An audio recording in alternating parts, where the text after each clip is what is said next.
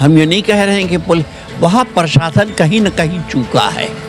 प्रशासन को चाहिए था कि लोगों को कॉन्फिडेंस में लेते और भोर का 6 बजे के बजाय कुछ और टाइम फिक्स किए होते जब ये जाते और भीड़ को रोक दिए होते जो उत्तेजक नारे लगा रहे थे, उनको दूर रोक दिए होगा। हम लोग अपने सुझाव देते थे। अच्छा, अगर पर्सनली आपसे पूछा जाए तो क्या जामा मस्जिद के नीचे हरिहर मंदिर हो सकता है? देखिए क्या हो सकता है, उससे पहले हो सकता है। अब तो सुना बौद्धों ने भी दावा कर दिया है और बौद्धों ने तो यहाँ भी दावा कर रखा है। क्या कीजिएगा? मतलब सनातन धर्म के पहले बौद्ध का जो है वो बिल्कुल है, उसको उनको उजाड़ा गया, उनको भगाया गया उनके जगह। तो लेकिन ये प्लेसेस ऑफ वर्शिप एक्ट ही इसका वाहिद रोकने का जरिया है कि यार कौन है, किसने उत्तेजना फैलाई, पहले ये देखा जाए। आखिर भीड़ को लेकर जाने की इजाज़त किसने दी विष्णु जैन को? उनका कहना है कि ये जो वीडियो वायरल हो रहा है विष्णु जैन के साथ जो नारेबाजी हो रही है वो वापसी जाते समय का है, आते समय का नहीं। जी नहीं, आते समय का है। विष्णु जैन जा रहे थे, ऐसा नहीं है, ये गलत। तो आपका कहना है कि नारे लगाने के बाद ही भीड़ उत्तेजित हुई? हाँ, नारे उस सुबह जब नारा लगा, लोगों ने समझा कि हमारी मस्जिद पे हमला करने जा रहे हैं। यहाँ हिफाजती इंतजाम ज़्यादा सख्त था। पत्थर कहाँ से आए? अब ये तो वहाँ के लोग बताएंगे। आगजनी हुई, कई सारे। पहला पत्थर किसने फेंका?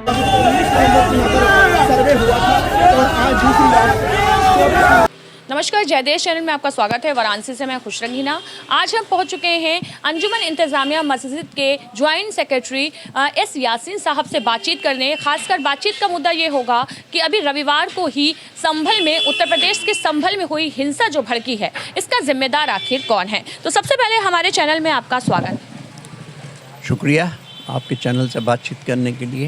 यासीन साहब, ये बताइए कि संभल में जो हिंसा भड़की रविवार को, खास करके वाराणसी में भी जब ज्ञानवापी में सर्वे हुआ था तो बहुत ही शांतिपूर्ण तरीके से सर्वे कंप्लीट हो गया था, लेकिन संभल में जब सर्वे करने के लिए टीम गई तो हिंसा भड़काने का मेन जो मुद्दा है वो क्या था?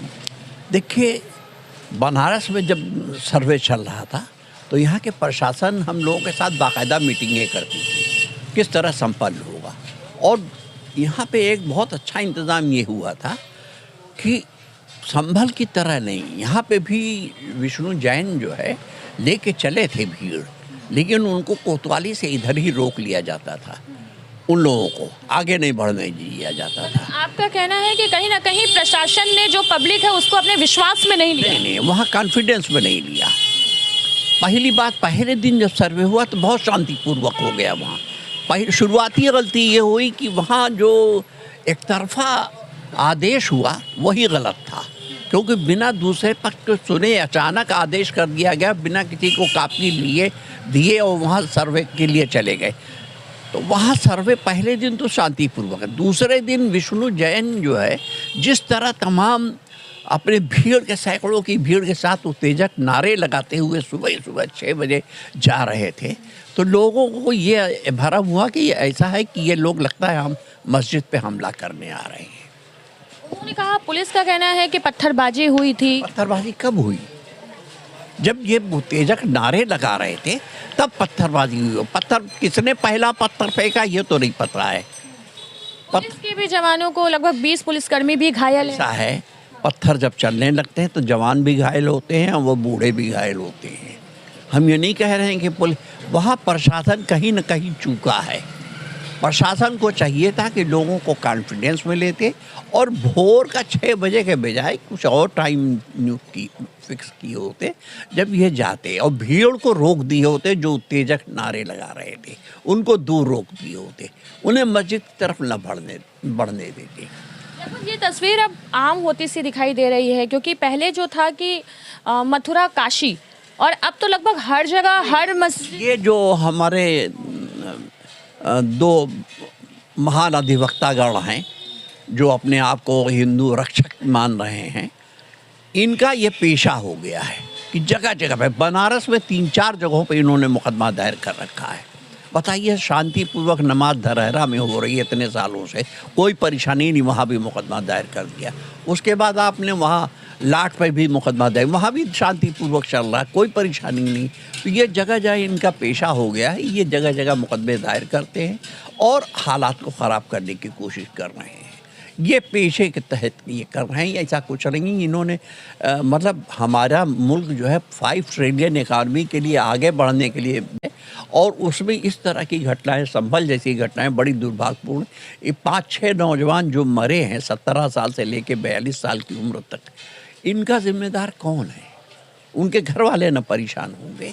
अभी कितनों पे मुकदमा होगा, अब देखिए क्या क्या होता है। 21 की गिरफ्तारी हो चुकी है और मस्जिद के जो मुतवल्ली हैं उनके सहित कई सारे लोगों के ऊपर जो है FIR दर्ज हो चुकी है। अज्ञात 100 से ज़्यादा अज्ञात लोग, 2500 पेपर में आया कि 2500 लोगों पर अज्ञात पे मुकदमा दर्ज हुआ है, और कितने गिरफ्तार हुए हैं, यानी कि सांसद और MLA तक वो कर दिए गए। अब तरह तरह की कहानियां गढ़ी जा। राजनीतिक के नेता जो हैं, चाहे अखिलेश यादव हो, चंद्रशेखर हो, मायावती जी हो, सभी के कुछ ना कुछ बयान आ रहे हैं। क्या लग रहा है आप लोगों के साथ या संभल की जो जनता है जो उनके साथ खड़े हैं राजनेता? देखिए, अगर पॉलिटिकल पार्टीज खड़ी नहीं होंगी तो वहाँ तो बिल्कुल तांडव मचा देगी, पुलिस भी तांडव मचाएगी, और तमाम जो संगठन हैं, हिंदू संगठन हैं, वो भी तांडव मचाएंगे। इसलिए अब इस मसले को बिल्कुल बहुत अच्छी तरह डील करना चाहिए, और शासन को भी चाहिए कि निष्पक्ष जांच कराए, आखिर जिम्मेदार कौन है, किसने उत्तेजना फैलाई, पहले ये देखा जाए। आखिर भीड़ को लेकर जाने की इजाज़त किसने दी विष्णु जैन को? उनका कहना है कि ये जो वीडियो वायरल हो रहा है विष्णु जैन के साथ जो नारेबाजी हो रही है, वो वापसी जाते समय का है, आते समय का नहीं। जी नहीं, आते समय का है। विष्णु जैन जा रहे थे, ऐसा नहीं है, यह गलत। मतलब आपका कहना है कि नारे लगाने के बाद ही भीड़ उत्तेजित हुई? हाँ, नारे उस सुबह जब नारा लगा, लोगों ने समझा कि हमारी मस्जिद पे हमला करने जा रहे हैं। यहाँ हिफाजती इंतजाम ज़्यादा सख्त था। पत्थर कहाँ से आए? अब ये तो वहाँ के लोग बताएंगे। आगजनी हुई, कई सारे। पहला पत्थर किसने फेंका? पहला पत्थर जब फेंकता है तो उसके बाद ही पत्थरबाजी शुरू हो जाती है।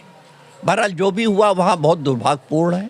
अब शांति का माहौल होना चाहिए, और सर्वोच्च न्यायालय को हमारी वो इच्छा है, ज़रूरत भी इस बात की, सर्वोच्च न्यायालय प्राथमिकता के आधार पर प्लेसेस ऑफ वर्शिप एक्ट की वैधता को सुने और एक निर्णय दे, ताकि ये जो कुछ लोगों की दुकानें चल रही हैं ये बंद हो। यहाँ तक कि जब RSS के जो मेन प्रमुख हैं मोहन भागवत, उन्होंने भी कहा है कि हमारी लड़ाई सिर्फ जो है अयोध्या तक ही सीमित थी, लेकिन अब उसके बाद नई नई मस्जिदों के नीचे शिवलिंग का मिलना ये एक आपत्तिजनक है, तो इसके लिए क्या कहें? नहीं, भागवत जी का बयान स्वागत योग्य है। हम लोग भी यही समझे थे कि बाबरी मस्जिद के बाद फिर कहीं कुछ नहीं होगा, लेकिन बदकिस्मती यह है कि कुछ लोग चैन से नहीं बैठते हैं। जैसा कि कल रजत शर्मा जी ने भी कहा कि मतलब बाबरी मस्जिद के बाद ये मामला ख़त्म हो जाता है, लेकिन कुछ लोगों को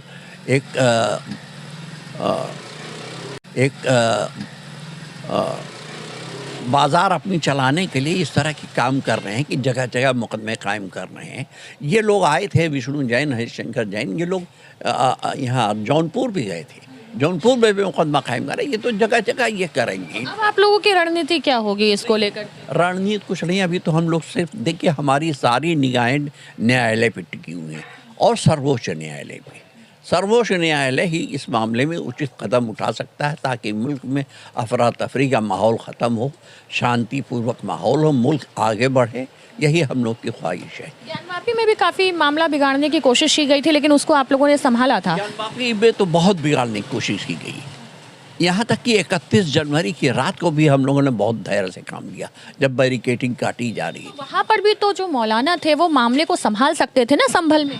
देखिए, जब एकदम भीड़ आ जाती है ना, आप सबके हाथ पैर फूल जाते हैं।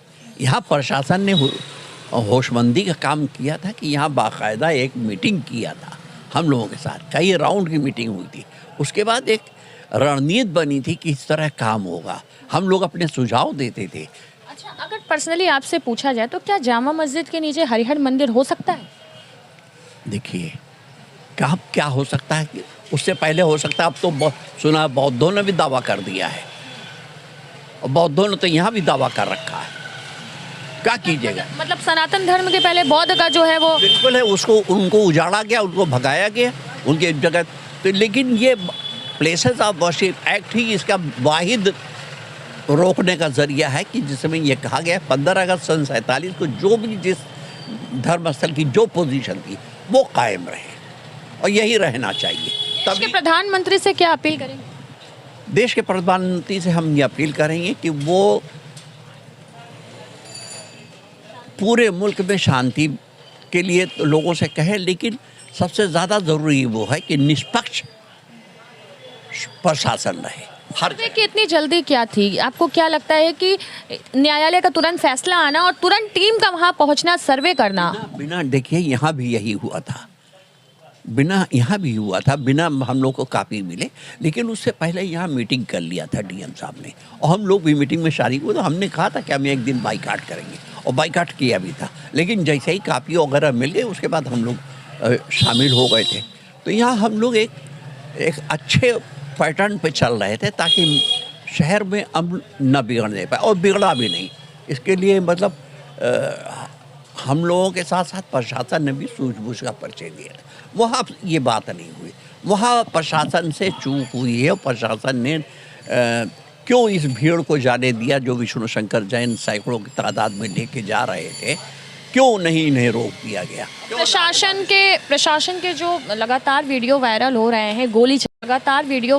रहे हैं गोली चलाते हुए, इस पर क्या कहेंगे? फायरिंग करते हुए? देखिए यही तो बात है, पहला पत्थर किसने फेंका?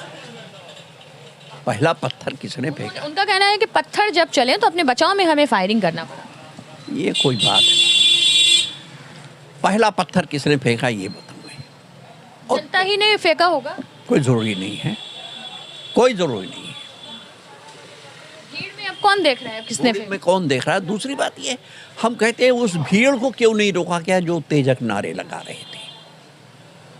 उनके साथ तो उनके इर्द गिर्द पुलिस भी चल रही थी। ऐसा लग रही है पुलिस लेकर के जा रही है भीड़ को। आवाम भाई, जिनको आवाम को कॉन्फिडेंस में जब नहीं लिया गया तो आवाम तो ये समझेगी कि ये जो है हमारी मस्जिद पे हमला करने आ रहे हैं।